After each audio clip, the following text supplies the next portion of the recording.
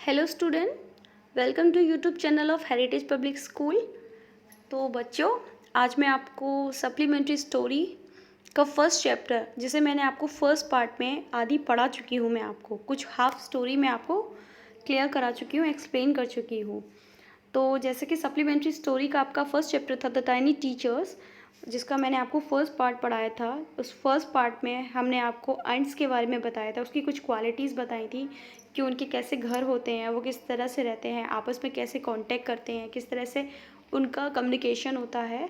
तो चलिए अब हम नेक्स्ट अपना पार्ट 2 लेके चलते हैं, स्टार्ट करते हैं। The queen is the mother of the entire population of the colony. जो चींटियों की जो कॉलोनी होती है, उस पूरी पॉपुलेशन की जो मदर होती है वो एक चींटी अंट होती है। जो हमारी क्वीन होती है वो एक अंट होती है।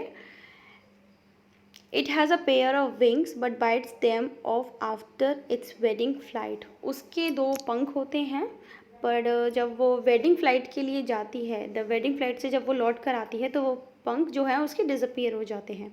This flight takes place on a hot summer day. ये जो वो फ़्लाइट लेती है, वेडिंग फ़्लाइट लेती है, वो गर्मियों के दिनों में लेती है।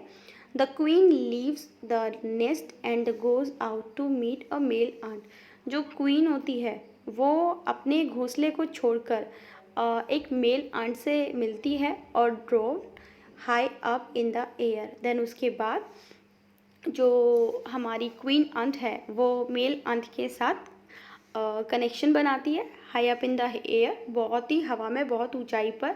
On its return to earth, और जब वो ज़मीन पे वापस आती है, its get rid of its wings and then does nothing but lay eggs.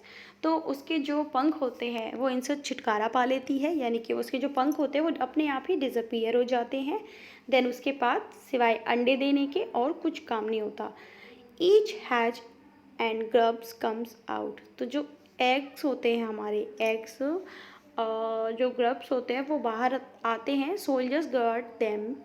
जो हमारे सैनिक होते हैं, चींटियों में हमने आपको बताई थी अलग अलग कैटेगरीज होती हैं। सोल्जर्स होते हैं, क्लीनर्स होते हैं, वर्कर्स होते हैं। तो जो हमारे सोल्जर्स होते हैं वो उनको सुरक्षा देते हैं। जो हमारे हैच होते हैं, जिन्हें हम ग्रब बोलते हैं, क्योंकि चींटियाँ जब अंडे में से निकलती हैं, वो अंडे की जो पहली पोजीशन होती है वो ग्रब की पोजीशन होती है। उस ग्रब की जो सिक्योरिटी करते हैं वो सोल्जर्स होते हैं। Workers feed and clean them. जो हमारे वर्कर्स होते हैं, चींटियों में हमने एक कैटेगरी बताई थी आपको वर्कर्स की। वो वर्कर्स उनको खिलाने पिलाने का और उनकी सफाई का बेहद ख्याल रखते हैं। And also carry them about daily for airing, exercise and sunshine.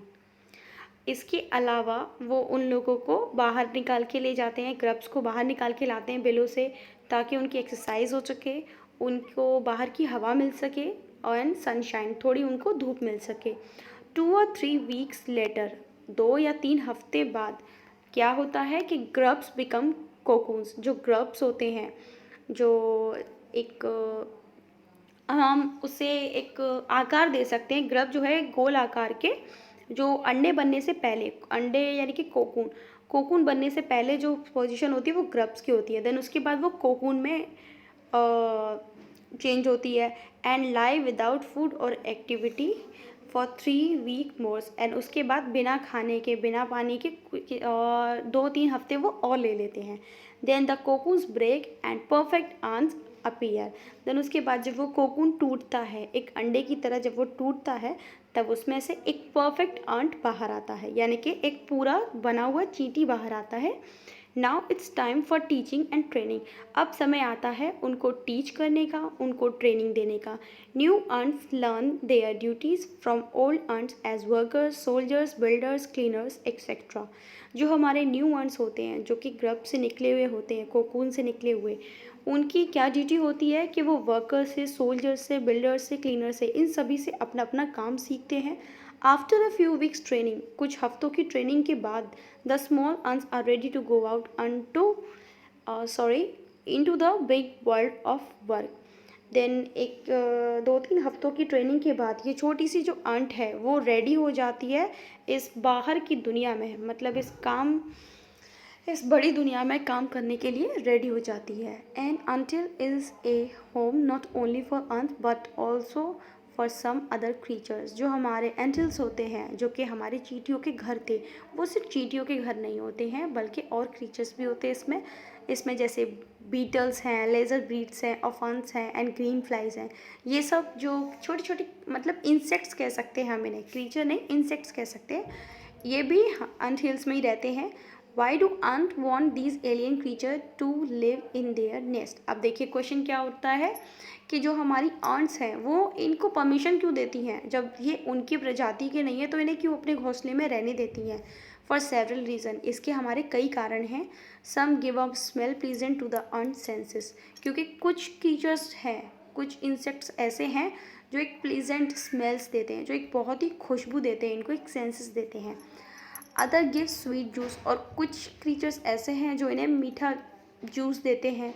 And some are just pets और play things like cats and dogs to human beings, और कुछ उनके लिए पेट्स की तरह है, जैसे कि ह्यूमन बींग्स होते हैं ना, जो कैट्स रखते हैं, डॉग्स रखते हैं, उनके साथ खेलते हैं, ठीक उसी तरह ये भी और क्रीचर्स को एज अ पेट रख सकते हैं।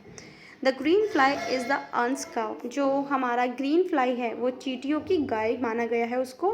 The ants train it to give honeydew, तो जो हमारी चींटियाँ होती हैं वो उसको इस तरह से ट्रेन करते हैं जैसे वो उसको हनी ड्यू देती हैं। हनी ड्यू मीन्स कि जो शहद की बूंदें होती हैं वो देते हैं, like a milk with a touch of their antenna, यानी कि जो ग्रीन फ्लाई होता है वो अपने एंटीना से टच करके इनको एक हनी ड्यू देता है, एक शहद की बूंद की समान समझ लीजिए या फिर उसे दूध की जैसे मान लीजिए। They milk it just as we milk the cow, ठीक उसी तरह जैसे कि हम अपने आसपास अपने जो हमारे एनिमल्स हैं, जैसे बफेलो है, काउस है, हम जैसे उनसे मिल्क लेते हैं, ठीक उसी तरह ये जो आंट्स होती हैं ये ग्रीन फ्लाई से इस तरह से मिल्क लेती हैं by antenna. Have humans learn as much as ants have, तो क्या इंसान ने उतना आंट से सीखा जितना उन्हें सीखना चाहिए था। परहैप्स दे हैव, शायद उतना ही, but they have not put their learning to good use, but जो वो लर्न करते हैं उनसे, उन्हें देखने के बाद जो सीखते हैं उसे वो गुड यूज़ में इतना नहीं लाते हैं। They may still learn a few things from this tiny teacher, उनको अभी भी इन बहुत ही छोटे टाइनी टीचर्स, यानी कि जो बहुत सबसे छोटे शिक्षक होते हैं जो हमें बहुत कुछ सिखाते हैं, हमें इनसे बहुत कुछ सीखना चाहिए। Hard work, sense of duty and discipline, cleanliness, care for the young ones and above all, तो हम इनसे क्या क्या सीख सकते हैं। हार्ड वर्क सीख सकते हैं, कितना कठिन परिश्रम करते हैं हम लोग देखते हैं चींटियों को। सेंस ऑफ ड्यूटी, सबको अपनी अपनी ड्यूटी का खास ख्याल रहता है। वर्कर्स अपना वर्क काम करते हैं, क्लीनर्स अपना काम करते हैं। एंड डिसिप्लिन, डिसिप्लिन हम बिल्कुल क्लियरली देख सकते हैं किस तरह से ये लाइन बनाकर जाते हैं, लाइन बनाकर आते हैं। क्लीनलीनेस, ये जहाँ भी अपना बिल बनाते हैं वहाँ आसपास मिट्टी ज़रूर होती है बट उसको भी बहुत ही एक सर्कल में रखते हैं, आपने देखा होगा, तो बहुत सफाई का ख्याल रखते हैं। Care for the young ones, ये अपने बच्चों का हमेशा खास ख्याल रखते हैं। एंड अबव ऑल, इसके अलावा और भी बहुत कुछ है। A firm loyalty to the land where they live, a firm loyalty to the land where they live, जहाँ भी ये रहते हैं हमें इनसे लॉयल रखना चाहिए। देखिए आपस में एक दूसरे से कितने लॉयल होते हैं, एक दूसरे के प्रति कितने वफादार होते हैं, तो हमें इनसे बहुत कुछ सीखना चाहिए। तो here we end our story, The Tiny Teacher. Thank you student for giving your attention.